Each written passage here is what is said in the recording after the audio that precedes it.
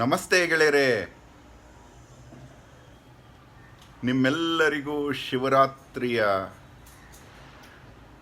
ಶುಭಾಶಯಗಳು. ನಮ್ಮ ಮನೆಗೆ ಅತಿ ಮುಖ್ಯವಾದ ಹಬ್ಬ ಶಿವರಾತ್ರಿ.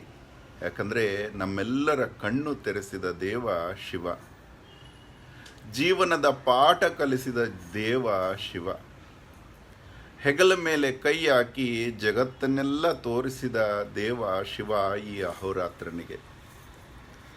ಆದರೆ ಆ ಶಿವರಾತ್ರಿ ಇದುವರೆಗೂ ಹಬ್ಬವಾಗಿ ಉಳಿದು ಬಂದಿದೆ ನಮಗೆ.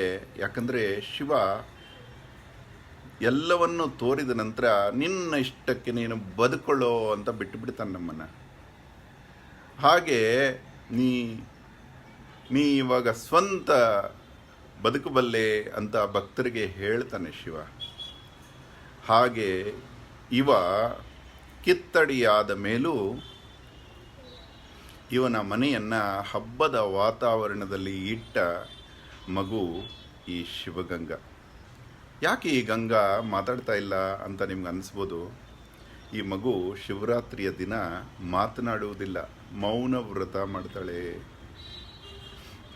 ಇದು ಇವತ್ತಿನಿಂದ ಅಲ್ಲ, ಈ ಮಗುವಿಗೆ ಬುದ್ಧಿ ಬಂದ ಸಮಯದಿಂದಲೂ ಸುಮಾರು 20 ವರ್ಷ, 3 ವರ್ಷದ ಮಗು ತಂದೆ ಶಿವರಾತ್ರಿಯ ದಿನ ಉಪವಾಸವಿದ್ದು, ನೀರನ್ನು ಕುಡಿಯದೆ ಉಪವಾಸವಿದ್ದು ಮೌನದಲ್ಲಿರುವುದನ್ನು ಕಂಡ ಶಿವಗಂಗಾ ನಿಷ್ಕಾಮವಾಗಿ ಏನನ್ನೂ ಬಯಸದೆ ಶಿವರಾತ್ರಿಯ ಈ ಉಪವಾಸವನ್ನು ಮಾಡಲಿಕ್ಕೆ ಶುರು ಮಾಡಿದ್ಲು. ಈ ಮಗು ಇವತ್ತಿಗೂ ಅದೇ ರೀತಿ ನಡ್ಕೊಂಡು ಬರ್ತಾ ಇದ್ದಾಳೆ. ಈ ಮಗುನ ನೋಡಿದ್ರೆ ಆ ದೇವ್ರನ್ನ ನೋಡ್ದಂಗೆ ಫೀಲ್ ಆಗುತ್ತೆ ಈ ವ್ರತದ ಮಹಿಮೆಯಿಂದ. ವೈಜ್ಞಾನಿಕವಾಗಿ ದೇವರನ್ನ ಕಂಡವನು ಅಹೋರಾತ್ರ. ಆದರೆ ಅಚ್ಚರಿಯೋ ಎಂಬಂತೆ ಈ ಮಗು ಏನನ್ನೂ ಬಯಸದೆ ಶಿವನಲ್ಲಿ ಈ ಸಮರ್ಪಣಾ ಭಾವನೆಯನ್ನು ನೋಡಿದಾಗಲೆಲ್ಲ ಅಕ್ಕ ಮಹಾದೇವಿಯ ನೆನಪಾಗೋದು ಅಹೋರಾತ್ರನಿಗೆ. ಆದರೆ ಈ ಮಗು ಜೀವನವನ್ನು ಹೂವಿನಂತೆ ನೋಡ್ಕೊಂಡು ಬರ್ತಾ ಇದ್ದಾರೆ ದೇವರು. ಓದು ತನ್ನ ಅಧ್ಯಯನದಲ್ಲಿದ್ದಾಗ ಕಾಲೇಜಿನ ದಿನಗಳಲ್ಲಿ ಕಾಲೇಜು ಮುಗಿಯುವುದಕ್ಕೆ ಮುನ್ನವೇ ಉದ್ಯೋಗ ಈ ಮಗುವನ್ನು ಆವರಿಸ್ಬಿಡ್ತು. ನಾ ಉದ್ಯೋಗ ಮಾಡೋದಿಲ್ಲ ಅಂದರೂ ಉದ್ಯೋಗ ಕೊಟ್ಟವರು ನೀ ಮನೆಯಿಂದಾದರೂ ಮಾಡು ಅಂತ ಹೇಳಿದವರು ಈ ಮಗುಗೆ. ಸ್ನೇಹಿತೆಯ ಉದ್ಯೋಗಕ್ಕೆ ಹೋದಾಗ ಸ್ನೇಹಿತೆಯ ಅಪ್ಲಿಕೇಶನ್ನಲ್ಲಿ ಬರೆದ ಉತ್ತರಗಳನ್ನು ನೋಡಿದ ಆ ಉದ್ಯೋಗದ ಮಾಲೀಕ, ಈ ಮಗುನೇ ನಮಗೆ ಬೇಕಾಗಿತ್ತು ಅಂತ ಹೇಳಿದ್ರು. ಇಲ್ಲ, ಓದ್ತಾ ಇದೆ ಮತ್ತು ಇನ್ನೊಬ್ಬರ ಕೆಳಗೆ ಕೆಲಸ ಮಾಡುವ ಒಂದು ಆಸಕ್ತಿಯೇ ಇಲ್ಲ ಅಂತ ಹೇಳಿದಾಗ ಅವರು, ಸರ್ ನಿಮ್ಮ ಮಗು ಮನೆಯಲ್ಲೇ ಕೂತ್ಕೊಂಡು ಬರ್ಕೊಡ್ಲಿ ನಮಗೆ ಅಂತ ಹೇಳಿದವರು ಅವತ್ತು. ಹಾಗೆ ಆರಂಭವಾದ ಮಗು ಇವತ್ತು ತನ್ನದೇ ಆದ ಒಂದು ಕಂಪನಿಯನ್ನು 22ನೇ ವರ್ಷಕ್ಕೆ ಆರಂಭಿಸಿಬಿಡ್ತು. ಈ ಮಗು ಇವತ್ತು ತನ್ನ ಸ್ನೇಹಿತೆಯರಿಗೆ, ತಂಗಿಯ ಸ್ನೇಹಿತೆಯರಿಗೆ, ತಂಗಿಯರಿಗೆ ಎಲ್ಲರೂ ಕೈತುಂಬ ಕೆಲಸ ಮಾಡುವಷ್ಟು ಈಕೆಗೆ ಕಾಯಕ ಕೊಟ್ಟಿದ್ದಾರೆ ಶಿವ. ಶಿವನ ಹೆಸರೇ ಕಾಯಕ. ಕಾಯಕನಾಥ ಅವನು, ಕೆಲಸ ಕೊಡುವವನು.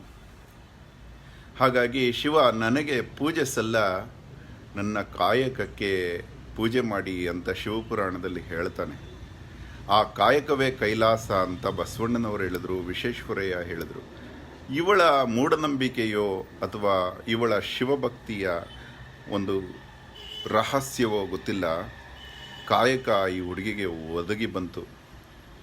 ಒಂದೇ ಎತ್ತಿನ ಬಂಡಿಯ ಹಾಗೆ ಮನೆಯನ್ನು ನಡೆಸುತ್ತಿದ್ದ ಅಹೋರಾತ್ರನಿಗೆ ತಾನೂ ಎತ್ತಿನ ಹಾಗೆ, ಇನ್ನೊಂದು ಎತ್ತಿನ ಹಾಗೆ ಹೆಗಲು ಕೊಟ್ಟಳು.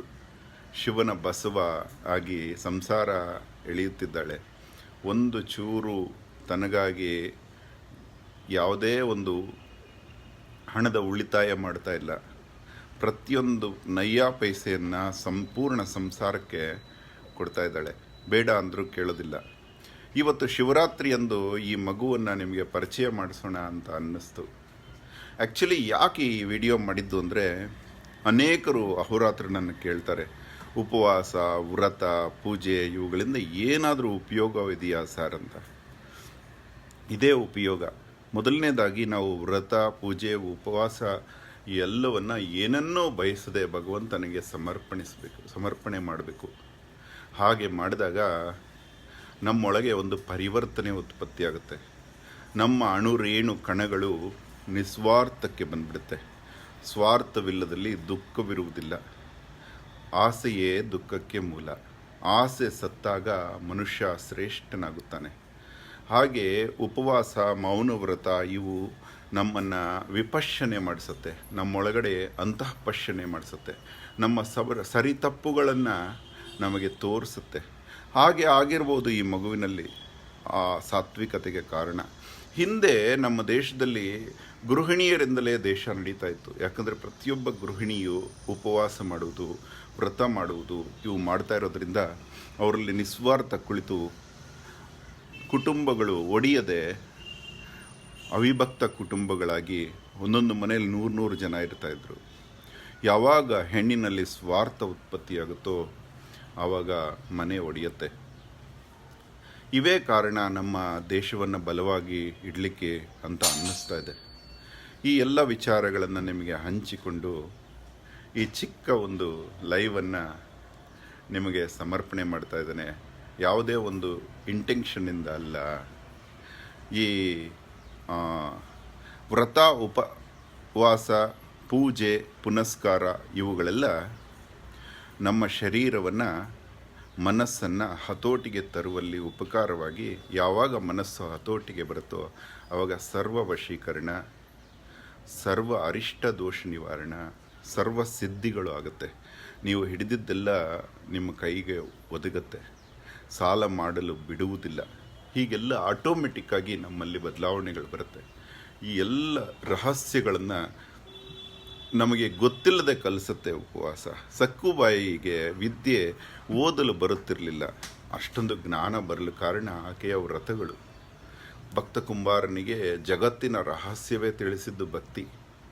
ಕೆಲವರು ಭಕ್ತಿಯಿಂದ, ಕೆಲವರು ಜ್ಞಾನದಿಂದ, ಕೆಲವರು ಕರ್ಮದಿಂದ ಭಗವಂತನನ್ನು ಅಳಿತಾರೆ. ಅತಿ ಶ್ರೇಷ್ಠ ಭಗವಂತನಿಗೆ ಅತಿ ಪ್ರಿಯ ಭಕ್ತಿಯೋಗ, ಅತಿ ಅಚ್ಚರಿ ಜ್ಞಾನಯೋಗ, ಅತಿ ಗೌರವ ಕರ್ಮಯೋಗ. ಯಾಕಂದರೆ ನಿಷ್ಕಾಮ ಕರ್ಮಕ್ಕಿಂತ ಶ್ರೇಷ್ಠವಾದ ಕೆಲಸ ಇಲ್ಲ. ಇಷ್ಟನ್ನು ಹೇಳ್ತಾ ಈ ಪುಟ್ಟ ಲೈವನ್ನು ನಿಮಗೆ ಅರ್ಪಿಸ್ತಾ ಇದ್ದೇನೆ. ಅಹೋರಾತ್ರ. ನಮಸ್ತೆ. Thank you very much. ಗಂಗಳ ಕಡೆಯಿಂದ ನಿಮಗೆ ನಮಸ್ಕಾರ. ಧನ್ಯವಾದ ಗೆಳೆಯರೇ.